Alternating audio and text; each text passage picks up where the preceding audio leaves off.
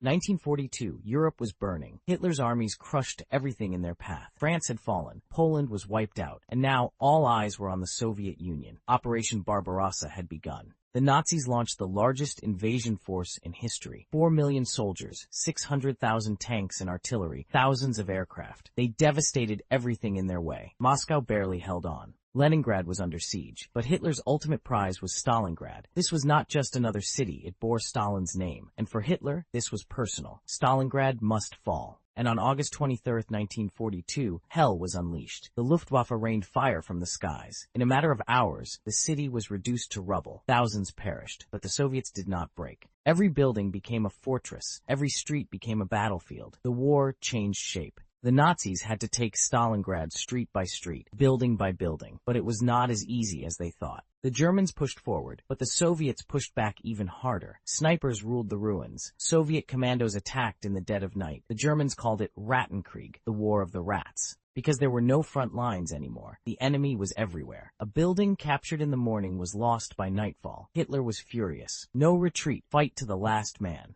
But winter was coming, and for the German soldiers, the true nightmare was about to begin. November 1942, the cold hit like a hammer. 30 degrees, weapons froze, fuel turned to ice. Soldiers were no longer fighting to win, but to survive. For the Germans, food was running out. Hunger was consuming them faster than bullets. But the Soviets had a plan. November 1942, Operation Uranus was launched. Soviet troops attacked from the flanks. The German lines collapsed. Stalingrad had become a death trap for the Nazis. General Paulus begged Hitler for permission to retreat, but Hitler's response was clear: not one step back. But the war does not care for stubborn orders. January 1943, the German soldiers were starving. They were freezing. The Red Army retook the city, and General Paulus, for the first time in Nazi history, surrendered. 91,000 German soldiers were taken prisoner, and out of them, only 5,000 would ever return home. That day was the beginning of Hitler's downfall. Stalingrad did not fall. Stalingrad became a legend, and the Nazi Empire began to crumble.